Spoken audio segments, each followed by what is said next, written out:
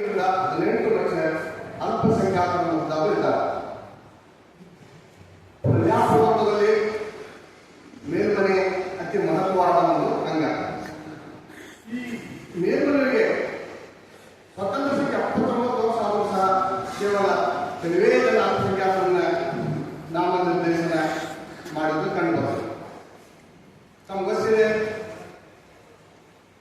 ಈ ಬೆಳಗಾವಿಯಲ್ಲಿ 1924ರಲ್ಲಿ ಕಾಂಗ್ರೆಸ್ ಅಧಿವೇಶನ ಆದಾಗ ಅಲ್ಲಿ ರಾಷ್ಟ್ರಪಿತ ಮಹಾತ್ಮ ಗಾಂಧೀಜಿಯವರು, ಪ್ರಥಮ ಪ್ರಧಾನಮಂತ್ರಿ ಜವಾಹರ್ಲಾಲ್ ನೆಹರು ಅವರು ಮತ್ತು ವಲ್ಲಭಾಯ್ ಪಟೇಲ್ ಅವರು ಇನ್ನಿತರ ಮಹಾನ್ ದಿಗ್ಗಜಗಳು ಈ ಒಂದು ಅಧಿವೇಶನವಿದ್ದರು.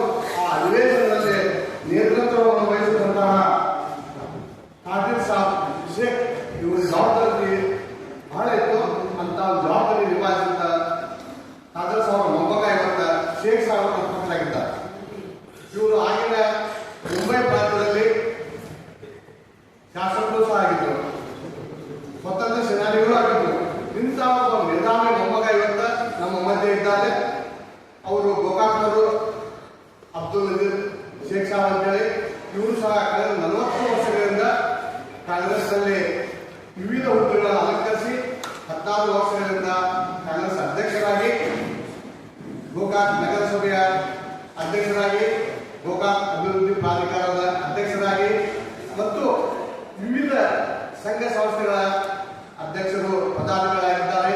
ಅಲ್ಲದೆ ಶೈಕ್ಷಣಿಕ ರಂಗದಲ್ಲಿ ಇವರದೇ ಆದಂತಹ ಒಂದು ಶಾಲೆಯನ್ನು ತಂದು ಒಂದು ಚಾಪ್ಟರ್ ಮುಗಿಸಿದ್ದಾರೆ.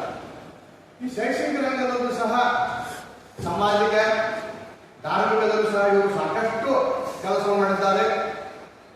ರಾಜಕೀಯವಾಗಿ ಸಾಕಷ್ಟು ಜನರಿಗೆ ಇವರು ಸಹಾಯ ಮಾಡಿ, ಇವರ ಅಧ್ಯಕ್ಷತೆಯಲ್ಲಿ ಇವರು ಮುಂದಾದ ಅನೇಕ ಚುನಾವಣೆಗಳನ್ನು ಎದುರಿಸಿ ಆ ಚುನಾವಣೆಯಲ್ಲಿ ಇವರ ಪರವಾಗಿದ್ದಂಥ ಅಭ್ಯರ್ಥಿಗಳು ಜೈಲಿನಲ್ಲಿ ಸಾಕಷ್ಟು ಶ್ರಮ ವಹಿಸಿದ್ದಾರೆ. ಇವತ್ತು ಉತ್ತರ ಕರ್ನಾಟಕದಲ್ಲಿ ಅಥವಾ ಕಿತ್ತೂರು ಕರ್ನಾಟಕದಲ್ಲಿ ಶೇಖ್ ಸಾಬ್ ಅಂತ ಬಲಿಮಾತಾಗಿದ್ದಾರೆ.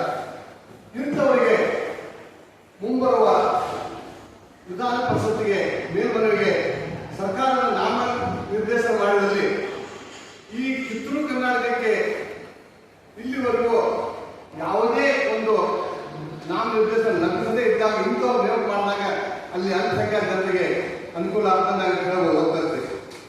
ನಾನು ಈ ಮೂಲಕ ಅವರಿಗೆ ರಿಕ್ವೆಸ್ಟ್ ಮಾಡಿದಾಗ ಅವರು ಸಹ ಒಪ್ಪಿದ್ದು. ನಾನು ML ಪೆಂಡಿಗೆ ಮತ್ತೆ ಹೇಳಬೇಕು, ML ಪೆಂಡಿಗೆ ವಕೀಲರು ಶಿಕಾವತರು. ತಮ್ಗೆ ಗೊತ್ತಿದೆ, ಈ ಹಿಂದೆ ಕಾರ್ಯಕಾರಿ ಸಮಿತಿ ಆಗಿರ್ಬೋದು, ಡಾಕ್ಟರ್ ರಾಜೇಂದ್ರ ಸಾಚಾರ್ ಸಮಿತಿ ಆಗಿರ್ಬೋದು, ರಂಗನಾಥ್ ಮಿಶ್ರಾ ಸಮಿತಿ ಆಗಿರ್ಬೋದು, ಇವರೆಲ್ಲ ನಮ್ಮ ಅಲ್ಪಸಂಖ್ಯಾತರಿಗೆ ಅಂದ್ರೆ ಮುಸ್ಲಿಮರಿಗೆ 15% ರಿಸರ್ವ್ ಕೊಡಬೇಕಂತ ಇವರೆಲ್ಲ ಹೇಳಿದ್ದಾರೆ. ಆ ಪ್ರಕಾರ ಇಂಥವ್ರ ನಾಮನಿರ್ದೇಶನ ಮಾಡಿದಾಗ ನಮ್ಮ ಸಮಾಜಕ್ಕೆ ಅಲ್ಪಸಂಖ್ಯಾತರಿಗೆ ಬಹಳ ಅನುಕೂಲ ಆಗ್ತದೆ ಅಂತ ಹೇಳಿ ನಾನಿಂದ ಒಪ್ಪಿಕೊಂಡಿಂದ ನಾನು ಹೇಳ್ತಾ ಇದ್ದೇನೆ. ನಾನು ಇನ್ನೊಮ್ಮೆ ಈಗಾಗಲೇ ನಾವೆಲ್ಲ ರಾಜಕೀಯವಾಗಿ ರಾಜ್ಯದ ಮುಖಂಡಗಳಿಗೆ ಮತ್ತು ರಾಷ್ಟ್ರೀಯ ಮುಖಂಡರಿಗೆ ಈ ಹಿಂದೆ ನಾವು ಅವರಿಗೆ ಮನವಿ ಸಲ್ಲಿಸಿ ಅವರಿಗೆ ವಿನಂತಿಸ ಮಾಡಿದ್ದೇವೆ. ಇವ್ರನ್ನ ನಾಮನಿರ್ದೇಶನ ಮಾಡಂತೇಳಿ ಅವರು ಭರವಸೆ ನೀಡಿದ್ದಾರೆ. ನಾವು ಇನ್ನೊಮ್ಮೆ ತಮ್ಮ ಮಾಧ್ಯಮ ಮುಖಾಂತರ ನಜೀರ್ ಅಹಮದ್ ಶೇಖ್ ಅವರಿಗೆ